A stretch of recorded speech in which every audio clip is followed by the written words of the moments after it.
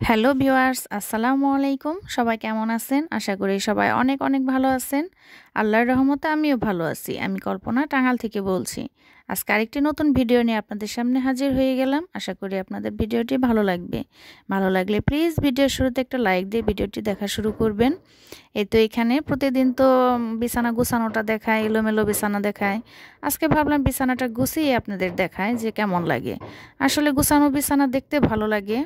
কিন্তু কিছুক্ষণ পরে তো বাচ্চারা এলোমেলো করে ফেলবে। কিন্তু তারপরে মনের শান্তির জন্য প্রতিদিন সকালে উঠে আগে বিছানাটা গুছিয়ে নিই, তারপরে অন্য কাজে হাত দিই। কারণ সকালে উঠে বিছানাটা গুছালে মনের ফ্রেশ হয়, মানে ভালো লাগে যে বিছানা গুছানো মানে ঘরের অর্ধেক কাজ হয়ে গেছে। আর এটা আমার কাছে ভালো লাগে, সেজন্য আমি প্রতিদিন সকালে উঠে বিছানাটা গুছিয়ে নিই। কিছুক্ষণ পরে দেখা যাবে বাচ্চারা সেটা এলোমেলোই করে ফেলছে। তো বিছানা গোছানো শেষ করে এখন চলে আসছি দুপুরে রান্নার কাজে। আজকে আর নাস্তা বানানো দেখাবো না, কারণ নাস্তাটা সকালে বানিয়ে খাওয়া হয়ে গেছে বাচ্চাদের নিয়ে। ভাবলাম যে এখন দুপুরে রান্নাটা করে ফেলি। এখানে রুই মাছের মাথা দিয়ে আজকে মুড়ি ঘন্ট করব। এর আগে মুড়ি ঘন্টটা খাওয়া হয়েছে কয়েকবার, কিন্তু কখন আমি রান্না করি নাই। আজকে আমি ফার্স্ট টাইমই রান্না করব। এই তো এখানে হাঁড়িটা বসিয়ে দিছি চুলায়। আজকে প্রথম রান্না করব। আমি কিছুদিন আগে ফারজানা ইজি রেসিপি এই আপুটার রান্নাটা আমি প্রায়ই দেখি, আমার কাছে খুবই ভালো লাগে। এই ফারজানা ইজি রেসিপির এই আপুর রান্না মুড়িঘণ্ট রান্নাটা দেখে আমার খুবই ভালো লাগছে। মানে দেখে এতটাই লোভ লাগছে যে মনে হচ্ছে যে ওটা খেতে পারলে অনেক মজা লাগতো। তো কি আর করার, মোবাইলে থেকে তো আর খাওয়া যাবে না, সেই জন্য তার তার রেসিপিতে চেষ্টা করছি। আপু ওইখানে মাছটা ভেজে নিচ্ছে, আমি শুধু এখানে মাছটা ভেজে নিইনি, এতটুকুই পার্থক্য। কারণ আমার কাছে মনে হলো এত বড় মাছের মাথা এটা ভেজে নেব, তার চেয়ে এরকমই দিয়ে দিই। আর আদার্স আপু যেভাবে মশলাগুলো দিছে আমি সেম প্রসেসে মশলাগুলো দিয়ে নিছি। এখানে একটু এলাচ, দারচিনি, তেজপাতা, তারপরে হচ্ছে পেঁয়াজ, লবণ এগুলা দিয়ে দিছি। একটু গরম মশলা দিলাম আর কি। আপুটাও দিছিল এখানে আদা রসুন বাটা। আমি কখনো রান্না করি নাই, ফার্স্ট টাইম। কিন্তু ফার্স্ট টাইম রান্না করাতে এতটা মজা হবে আসলে ভাবতেই পারি নাই। মানে সবাই বলছে অনেক টেস্ট হয়েছে। আর এর আগে খাওয়া হয়েছে, অন্যজনের হাতের রান্না খাইছি, কিন্তু নিজে আজকে প্রথম রান্না করলাম।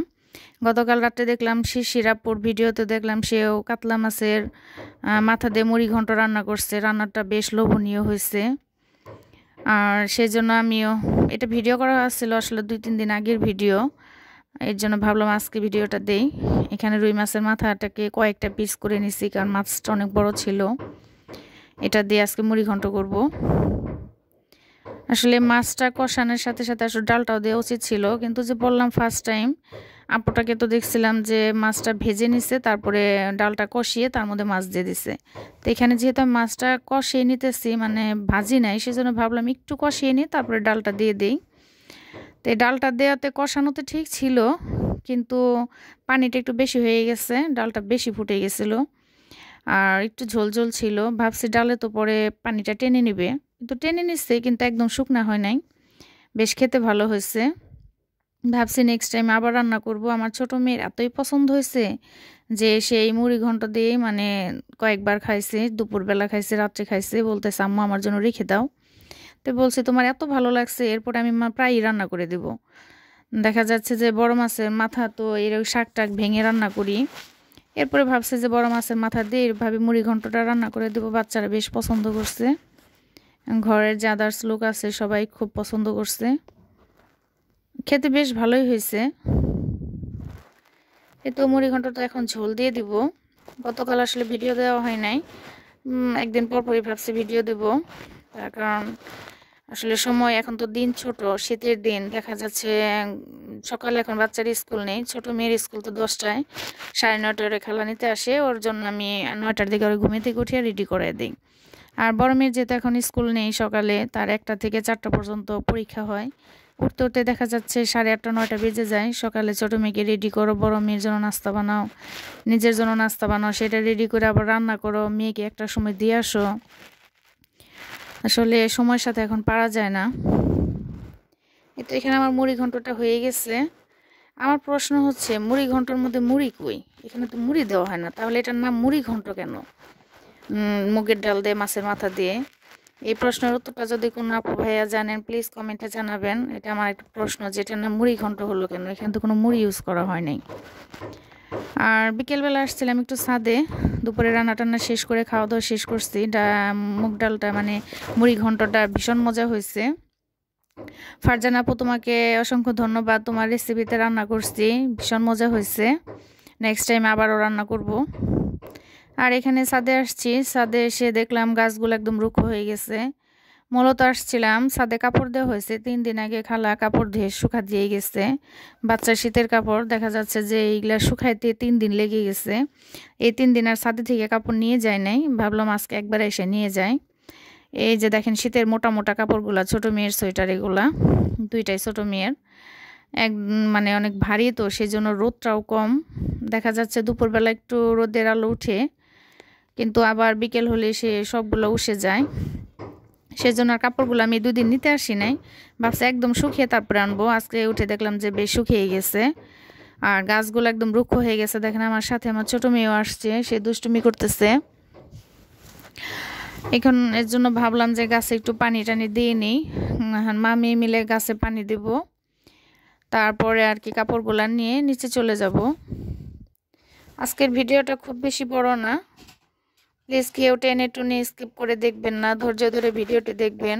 আসলে যার ভিডিও যার ভালো লাগে তারটা একটু বড় হলেও সমস্যা নাই, এরকম কমেন্ট আমাকে অনেক আপুরাই করে, শুনে বেশ ভালো লাগে। আর আমার কাছেও যে আপুদের ভালোবেসে ভিডিও দেখি, তাদের ভিডিওটা যদি আধা ঘন্টাও হয় তবু দেখতে কোনো অনীহা আসবে না, কারণ আধা ঘন্টা হলেও সেটা ভালোবাসার সাথে দেখে নিব, কোনো কাটাছেড়া করব না। আর তেমনি আপনারা প্লিজ ভিডিওটা কেটে ছেটে দেখবেন না, আর ভিডিওর শুরুতে প্লিজ একটা লাইক দিয়ে নেবেন। আর আমার চ্যানেলটা যদি প্রথম ভিজিট করে থাকেন, যদি ভালো লেগে থাকে, তাহলে আমার এই ছোট্ট চ্যানেলটিকে সাবস্ক্রাইব করে আমার পাশেই থেকে যেতে পারেন। ভালো লাগা থেকে আসলে ভালোবাসার সৃষ্টি হয়। একদিন 2 দিন ভিডিও দেখতে দেখতে হয়তো বা কোনো অংশে ভালো লেগে যেতে পারে, সেই ভালো লাগা থেকে ভালোবাসার সৃষ্টি হতে পারে। সেজন্য প্লিজ যদি চ্যানেলে নতুন হয়ে থাকেন, তাহলে ছোট্ট চ্যানেলটি সাবস্ক্রাইব করে পাশেই থেকে যাবেন। আর এখানে আমি গাছগুলোতে পানি দিতেছি, সবগুলো গাছে পানি দিব। এগুলো হচ্ছে বিথি আপুর রেখে যাওয়া ভালোবাসা। বিথি আপু, আপনি যদি আমার ভিডিওটা দেখে থাকেন, তাহলে দেখবেন আপনার এই ভালোবাসার গাছগুলো কীরকম শুকিয়ে যাইতেছে। এই তো মনে হয় গাছগুলোতে ভালোবাসার অভাব হয়ে গেছে, কারণ বিথি আপু চলে গেছে, 3 মাস হয়ে আসে, গাছগুলো রেখে গেছে। তার ভালোবাসার গাছগুলো, সে একজন গাছপ্রেমী মানুষ, গাছগুলো ভীষণ ভালো লাগছে। কিন্তু আসলে ওইভাবে সেবা যত্ন করতে পারি না আপু, আপনার রেখে যাও গাছগুলোকে, কিন্তু প্রায় চেষ্টা করি উঠে পানি দেওয়ার। এ দেখেন আমার মেয়ে এখানে সিম আর টমেটো পেরে নিচ্ছে, সেগুলো সে ভর্তা করে খাবে। সে কিন্তু ভর্তা খেতে পারে না, কিন্তু বলতেছে আম্মু আমাকে সিম আর টমেটো দিয়ে ভর্তা করে দিও। বললাম ঠিক আছে, দিবনি। এখানে আমার ফুফু শাশুড়ি লাউ গাছ বুনছে, সে বেগুন গাছগুলো মাশাআল্লাহ অনেক সুন্দর হয়েছে। বেগুন ধরলে তার আমাদের কিনেই খেতে হবে না, সেই জন্য একটু পরিচর্যা করতে আসলাম। আর এখানে দেখেন একদম ফুলের ফোয়ারা হয়ে গেছে, ফুলের না সরি পানির ফোয়ারা হয়ে গেছে, কি সুন্দর দেখা যেতেছে। মূলত পাইপটা ছিদ্র হয়ে গেছে, তো সেই জন্য এই দিক দিয়ে পানি ছুটতেছে। আমার ছোট মেয়ে বলতেছে আম্মু দেখো দেখো কিভাবে পানি উঠতেছে। বললাম যে এটা পানির ফোয়ারা হয়ে গেছে, এটা ভিডিও করি সবাইকে দেখাবো। এই তো এখানে কথা বলতে বলতে ভিডিও শেষ পর্যায়ে চলে আসছি। এতক্ষণ ধৈর্য ধরে যারা আমার ভিডিওটি দেখছেন, তাদের অসংখ্য ধন্যবাদ। জানি না এখনও কে সাথে আছেন বা কে স্কিপ করে চলে গেছেন। তো এভাবে ভালোবাসা দিয়ে পাশে থাকবেন, আর উৎসাহ দিয়ে পাশে থাকবেন, উৎসাহমূলক কমেন্ট করবেন, তাহলে ভালো কমেন্ট পেলে পুনরায় ভিডিও বানাতে উৎসাহ পাওয়া যায়। এই তো এখন বাসায় চলে যাব, আজান দিয়ে ফেলতেছে, একটু পর আজান দিয়ে দিব, বাসায় চলে যাব। সবাই ভালো থাকবেন, খুদা হাফেজ।